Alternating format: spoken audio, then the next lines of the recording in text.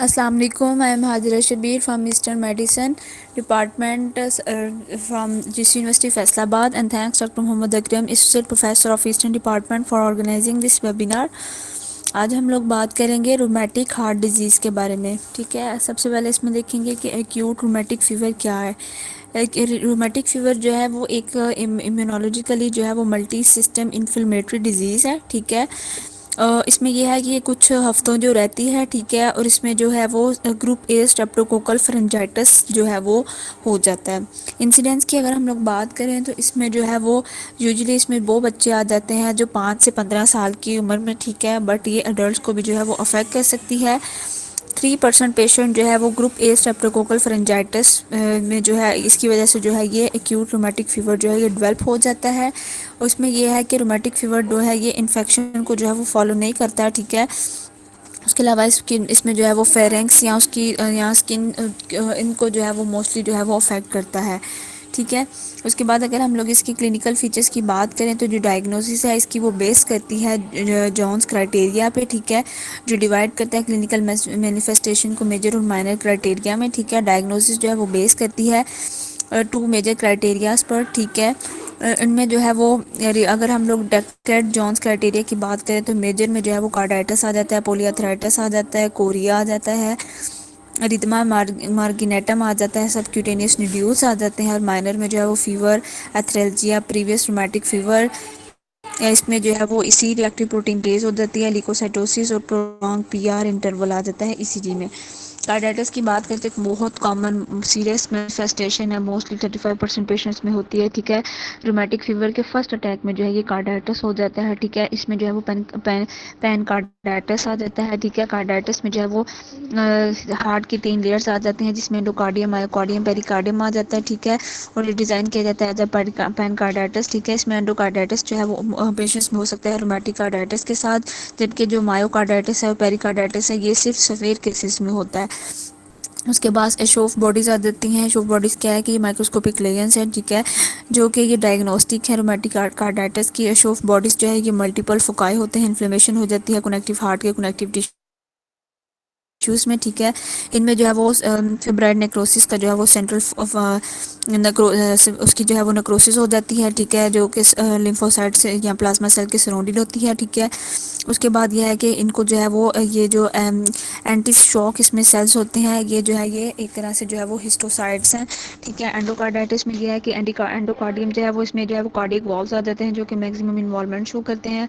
जो left side के walls हैं वो अफेक्ट होते हैं ज़्यादा मोर।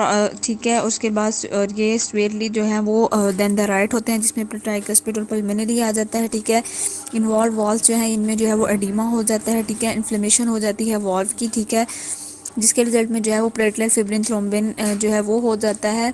और रोमेटिक वेजिटेशन जो है ये डिटैच नहीं होती एम्बोलिया के साथ। एक्यूट फेस में क्या होता है कि डायलेशन हो जाती है मिडल एनुलस की, जिसके रिजल्ट में मिट्रल रिगेपिटेशन हो जाती है। क्रोनिक हार्ट डिजीज जो है एक स्क्वेल है, ये एक्यूट रोमेटिक कार्डाइटिस के केस में। ठीक है, मायोकार्डाइटिस में यह है कि एक्यूट मायोकार्डियल इन्वॉल्वमेंट जो है वो इसकी एक करेक्टरिस्टिक्स है जो कि न्यूमेरस एशोफ बॉडीज़ की प्रेजेंस की वजह से है। इसमें जो है मायोकार्डाइटिस में ये मैनिफेस्ट कर देता है टैकीकार्डिया और हार्ट फेलियर हो सकता है। पेरिकार्डाइटिस में यह है कि प्रेजेंस फेब्रिनिनस की प्रेजेंस की वजह से, और इसको हम लोग फेब्रिनिनस पेनिकार्डाइटिस भी कहेंगे, ये स्पेड केसेस में हो सकता है। ठीक है, इसमें इसकी मैनिफेस्टेशन में क्या आता है कि चेस्ट पेन और पेरिकार्डियल रब होता है। पोलियोथराइटिस की बात करें तो एक्यूट इन्फ्लेमेशन जो है वो अफेक्ट कर देती है मल्टीपल लार्ज जॉइंट्स को। ठीक है, जॉइंट्स जो है वो इन्वॉल्व होते हैं सिमेट्रिकल, और इन्फ्लेमेशन हो जाती है जॉइंट टू जॉइंट, जिसको माइग्रेटरी आर्थराइटिस भी कहा जाता है। अफेक्टेड जॉइंट्स हैं वो स्वेलन हो जाते हैं, रेड हो जाते हैं, वार्म और पेनफुल हो जाते हैं। ठीक है, इसके रिजल्ट में जो है कार्डिक लेन हो जाती है। स्किन लेगेंस कुछ हो जाती हैं जिसमें एरिथमा में मार्गिनेटम आ जाता है, एक सर्कुलर रिंग हो जाता है, रेडनेस एक मतलब रेडनेस हो जाती है स्किन पे सर्कुलर रिंग की तरह। ठीक है, ये सराउंड करती है नॉर्मल स्किन को। ठीक है, इसको एरिथमा मार्गिनेटम कहेंगे। ठीक है, और ये जो है मोस्टली रोमेटिक फीवर के जो है वो केस में हो जाता है। सबक्यूटेनियस नोड्यूल्स आ जाते हैं, ये मेनली जो है ये बोनी प्रोमिनेंस इसमें हो जाती हैं। एक्सट्रीमिटीज में ये पी साइज होते हैं, नॉन टेंडर होते हैं। पैथोलॉजिकली जो है नोड्यूल्स जो है इनमें फोकाई होते हैं फिब्राइड नेक्रोसिस की, ठीक है, जो कि सराउंडेड होते हैं ग्रैनुलोमेटस रिएक्शंस के। कोरिया की बात करें तो रैंडम इनवॉलेंट्री मूवमेंट जो है ये किसकी बेजल ब्रेन की बेजल गैंग्लिया की इन्वॉल्वमेंट की वजह से ये जो है ये हो जाता है, ठीक है। ये जो है अप टू 6 मंथ्स से तक रहता है, ठीक है। इन्वेस्टिगेशन में देखा जाए तो थ्रोट स्वैब कल्चर करवाया जाता है, ठीक है। ESRC रिएक्टिव प्रोटीन करवाया जाता है, ब्लड CP करवाया जाता है, ठीक है। लिकोसाइटोसिस का देखा जाता है, उसको ऑब्जर्व किया जाता है। उसके बाद चेस्ट एक्सरे करवाया जाता है, ठीक है। एक्सरे चेस्ट में जो है ये नॉर्मल भी हो सकता है और ये समटाइम इंडिकेट भी कर सकता है कार्डियोमेगैली को, पल्मोनरी एडिमा को, या इसमें इंक्रीज पल्मोनरी वेस्कुलरिटी आ जाती है।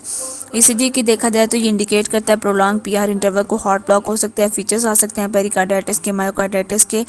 उसके बाद इकोकार्डियोग्राफी आ जाता है, ये मिट्रल रिगर्डिटेशन को शो करेगा। ये कॉम्प्लिकेशंस में जो है वो कंजेस्टिव हार्ट फेलियर आ जाता है, इसमें रोमेटिक हार्ट डिजीज़ आ जाता है, रिदमियाज आ जाते हैं, पेरिकार्डाइटिस आ जाता है, पेरिकार्डियल एफियन आ जाता है, रोमेटिक निमोनाइटिस आ सकता है। इसके ट्रीटमेंट में जो है वो कंप्लीट ब्लड टेस्ट आएगा, एस्पिरिन देंगे पेन के लिए, इंजेक्शन में जो है वो बेंजाथीन पेनिसिलिन को होगा, ठीक है, इन्फेक्शन को रेडिकेट करने के लिए, रिकरेंस को प्रिवेंट करने के लिए।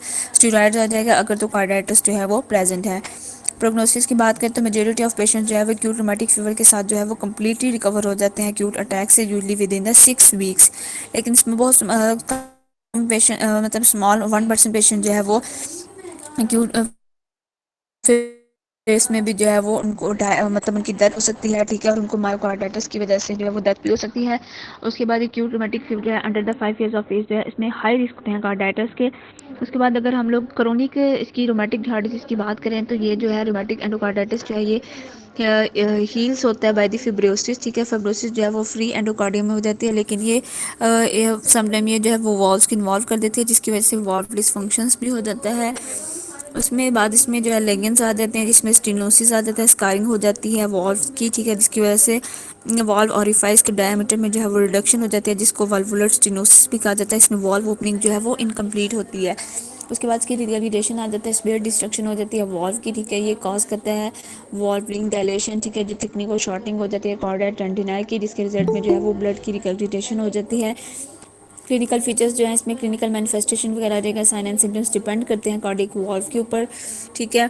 उसके बाद इसमें जो है इन्फेक्टिव एंडोकार्डाइटिस आ जाता है, एक बैक्टीरियल फंगल इन्फेक्शन है वाल्वुलर एंडोकार्डियल हार्ट सरफेस का, ठीक है, जिसके रिजल्ट में जो है वो एडहेरेंट मैस थ्रोम्बोटिक डेब्रिस बन जाता है, जिसको वेजिटेशन भी कहा जाता है। प्रीडिस्पोजिंग फैक्टर्स में जो है वो रोमेटिक हार्ट डिजीज़ आ जाता है, ठीक है। इसके अलावा कंजेक्टिव हार्ट डिजीज़ आ जाता है, प्रोस्टेटिक वॉल्व्स आ जाते हैं। इसमें जो है वो स्ट्रेप्टोकोकस विरिडियंस जो है वो इसमें इन्वॉल्व होते हैं रेस्पिरेटरी ट्रैक में, ठीक है, और ये कॉमन काज है पेरिडोंटल इन्फेक्शन की। उसके बाद इसमें जो है वो कुछ टाइप्स आ जाते हैं, जिसमें एक्यूट इन्फेक्टिव एंडोकार्डाइटिस आ जाता है। ये कुछ ऑर्गेनिजम्स के कॉज होने की वजह से हो जाते हैं, जैसे स्टेफाइलोकोकस ऑरियस है, ठीक है। उसके बाद इसमें यह किस कंडीशन में यह कि डिस्ट्रक्शन हो जाती है वॉल्व्स की, जिसके रिजल्ट में एक्यूट वाल्वुलर रिगर्गिटेशन हो जाती है। इसमें सब एक्यूट कुछ आ जाते हैं, कुछ इसमें प्रोस्टेटिक एंडोकार्डाइटिस आ जाता है। उसके बाद इसकी जो है वो इसके लिए जो है वो डिफरेंट इसके जो है कुछ क्लिनिकल फीचर्स आ जाते हैं, जिसमें फीवर आ जाता है, सब्लिनोमेगैली आ जाता है, पोटेकियल हेमरेज आ जाता है, मिलिट्री एब्सेस आ जाती है।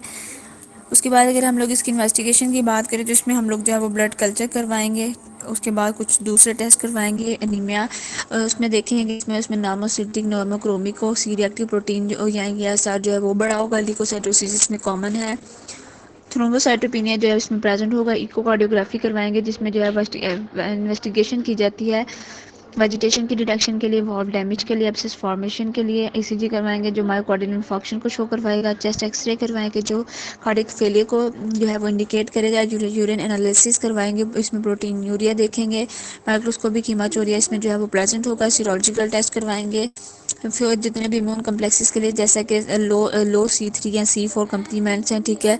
इसको हम लोग जो है वो डिफरेंट इसको जो है वो देखा जाता है। Okay sir, thank you.